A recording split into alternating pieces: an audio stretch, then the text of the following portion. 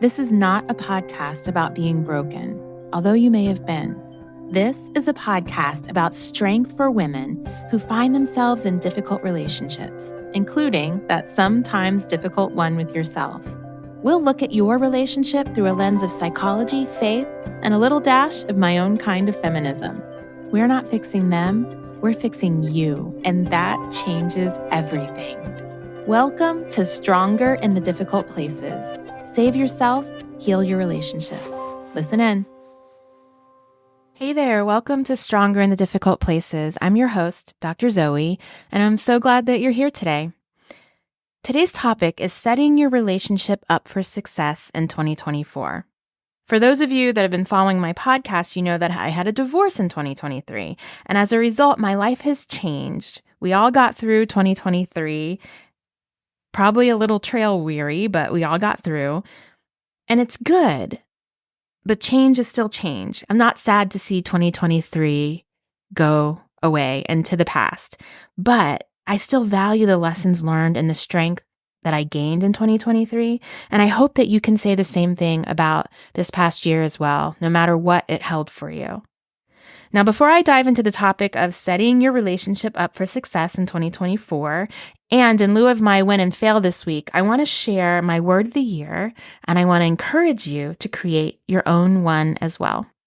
If you have had yet another trip around the sun, and 2023 has not been what you hoped and dreamed for, if you didn't reach your goals, or if life-crushing events happened that took you down this year, I'm hoping to spread some hope to you for these next few minutes that we spend together. I hope that you can start to experience the slow burn of anticipation and maybe even a little spark of hope for this next year. I personally don't do resolutions. I've talked about that before because I really value the why and the purpose and the process of behaviors over outcomes, because I know that when the intention and process is there, the outcome will happen. So what's most important is putting those things in process. So for me, resolutions feel constraining. It feels like a rule or something that I have to do. But words feel different though. When there's a specific word that I'm striving toward in all the work I do, I feel like I can bend and I can shift as I go along. And so there's freedom in a word of the year for me. I also recognize that everyone's different, but if you are so inclined, I encourage you to do the same, to pick a word that encompasses how you would like to feel throughout the year, what you would like to focus on throughout the year, or who you want to be throughout this year. But don't stop there. Use that word to formulate some goals that will always point to the word. So for example, I've chosen my word for the year, and it's, drumroll, routine. I got way out of my routines this year as life hit a bit hard, but I've come to realize that it is my routines that create my success. And so I intend to focus really getting back deep into my routines this year. My professional routines, my physical routines, my spiritual routines, my financial routines, my psychological routines, and my relationship routines. So I'm going to tell you a little bit about how I do it, and I encourage you to choose your word and then make 5 goals that point toward your word. So goal number 1 should be financial. Goal number 2 should be relational. Goal number 3 should be personal. Goal number 4 should be spiritual, and goal number 5 should be physical. So my word is routine. My financial goal will be to make sure all of my financial goals are set up and moving smoothly, my tithing, my investing, my spending, really put them on repeat so that there's routines involved in that ultimately lead to my goals. My relational goal may be to set up regular family business meetings, lunches, dates, activities that I can get into a routine that keep me connected in the way that I want to be with my people. My personal goal may be to focus on routines of meditation. Well, it is to focus on routines of meditation, journaling, affirmations, writing, to make sure that I'm achieving what I want to achieve in those areas. My spiritual goal is to adhere to regular prayer, devotion, and connecting with my church community and God. My physical goal is to continue my regular routine of early morning workouts at the same time each day. Every goal you create should point back to your word of the year. All your behaviors or changes that you make should point to your word of the year. Now, last year, I intended to read 52 books. My word of the year for last year was learn. And I didn't reach that goal of reading 52 books, but boy, did I learn. And that was my word for the year. I really tried to focus on everything pointing back. I ended up, having the divorce and I got my book deal and I literally did not have enough time to read 52 books. But I learned because I was focused on that word learning. What I know is that planning increases the chances of you accomplishing the things that you want in your life. So no, I didn't fully fulfill my 2023 goal, but everything I was doing in 2023 was pushing me towards that goal. And ironically, the year before last was publish. And I didn't fully fulfill that the year before last because I didn't get my publishing deal until 2023, but it came just a couple months later in 2023, all because I had spent the entire year of 2022 focusing on the word publish. And all of my intentions, all of my behaviors, all of my activities were focused towards building that, even though these past 2 years I haven't accomplished the goal. But I've gotten so much closer, and I did just a little bit later. Now, the reality is none of us know what 2024 holds. We're all at the mercy of God, and we're at the mercy of other forces that we don't control or understand. And there's nothing special about January 1st except that it is a collective day when we all start something new. And I believe that there's energy in the collective. And I also believe that the words we speak and the goals we create are so crucial to accomplishment in your life. So why not ride the wave of new energy and plan, hope, dream, and take action? So for the woman who feels a little beaten down by 2023, can I help dust you off, shine you up, and get you back in the saddle? Hope is free. It is not the precursor to disappointment, as a lot of people fear. I know a lot of people don't want to hope because they just feel they're going to get disappointed. But let's risk some disappointment and create some joy and hope in our life. Because without risk, we lose the joy of unexpected gifts. We lose the joy of accomplishment. We lose the joy of hard work yielding fruit. And when all hope is lost, remember that God does transform seemingly hopeless circumstances. I've seen it time and time again in my lives, in my clients' lives, in my family's life. So here are some things that I'm looking forward to in the new year. Sleeping in on Saturdays, cuddles on the couch with my girls, my boys coming home to visit, early mornings working on my writing. Remember routines? Precious time spent with friends, walking barefoot in the grass in the summer, speaking on new stages, learning a new skill, teaching a new skill, saving a life through my work, reading a book that I don't want to put down, relaxing in my jacuzzi. I know there will also be loss and grief and frustration in 2024, but there's so much to look forward to. 12 months of unwritten, pristine chapters. As you look forward to 2024, I pray that you look forward with hope, my friend. And if you are so inclined, please share your word of the year with me. Okay, on to the topic of setting your relationship up for success in 2024.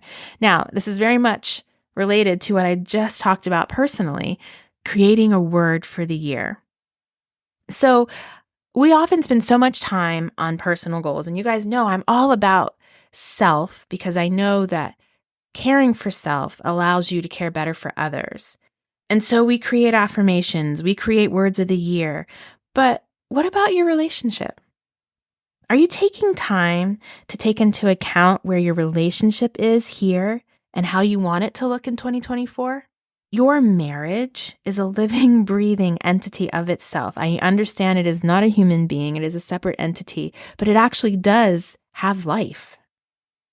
It's separate from each of you as individuals, and it's important to attend to it, to honor it, and continue to give it life, or it will die. So what does that look like? So just like a lot of us take stock of ourselves, I encourage you to go to your partner and request that you guys set some time apart and take stock of your relationship this year. What worked for you guys in 2023? What didn't work? What changes do you hope to see in your relationship in this new year? What is something you want to make sure you continue to do, you double down on? Just take a look at this past year. What's been going on with you guys? And how do you want it to look next year? What word would you like your relationship to embody this year? So I kind of get excited when I think and I imagine of you guys going to your partner and creating your own word just for your relationship this year. A beautiful vehicle of connection this year would be to create a routine of choosing a word as you guys journey through the year. And then as you make decisions throughout the year, asking each other the question, does this point to our word of the year? This allows you guys to be intentional in your relationship, and it gives you the opportunity to work together towards a common goal of increasing health in your relationship. Now, I also know that there are many women and men listening to this podcast who are struggling in their relationship, and maybe you don't even feel that your relationship has space for an activity like this. I encourage you to still take stock of your relationship this year and come up with a word for the year regarding how you want to show up in this relationship. You don't have to have your spouse's buy-in or consent to choose a word that embodies health for yourself and your relationship. Maybe it's boundaries. Maybe it's empathy. Or maybe it's quality time. I know that's 2 words. Or connection. Where do you need to grow this year as a partner in a way that's also self-caring, not codependent or blaming, but how do you need to grow and stretch? This is a word that you can hold close to your heart, and you can ask yourself in all of your interactions with your partner if your behavior, if your choices are reflective of that word. So I want you to take some time. I want you to think about it. If you can, I'd like for you to invite your spouse into this process. If they're unwilling, then you formulate your word based on everything that you know points to health in your marriage and choose the word. If your spouse is willing and you can choose the word together, then set up your relationship for success this year by also agreeing on a business meeting. So actually, in the work that I do with my couples, I almost always request that they have a weekly date night and a weekly business meeting. During the date night, you don't talk about any family business or children. You just focus on yourselves and your relationship and enjoying each other. This can be incredibly hard for people who have been married for quite a long time and are really just into a unhealthy groove of only talking about the kids or only talking about the finances. Date night is the night that you just focus on each other. Really try to bring some of that romance back. Now, during the business meeting, that's when you focus on family, relationship, business, what's working, what isn't, finance, kids, life stuff that is actually separate from your intimate relationship. Sometimes we forget that, but it's separate. So then when would you address your word of the year? Well, it depends. If it's more functionally focused, then you would address your word of the year during the business meetings. But if it's more intimately relationship focused, then it would be during date night. You two need to determine where your relationship needs work, or what you need to double down on, or you as an individual, as a part of this relationship, need to determine what you need to work on regarding this relationship. That was short and sweet. So basically, what I'm saying is choose a word for yourself that's about you, your goals, how you want to show up this year, and choose a separate word for your relationship regarding your relationship and how you want it to look and how maybe you want to show up for your relationship this year. What I know is that what we pour into grows, what we focus on grows. And your word for the year is a fantastic way to remind yourself on a regular basis about what's important to you and grow it. Happy New Year. I'm excited to journey into 2024 with you guys. Thank you for listening to Stronger in the Difficult Places. New episodes go up on Tuesdays. Subscribe to my email list so that you can get some encouragement from me, and have a strong week. See you next week.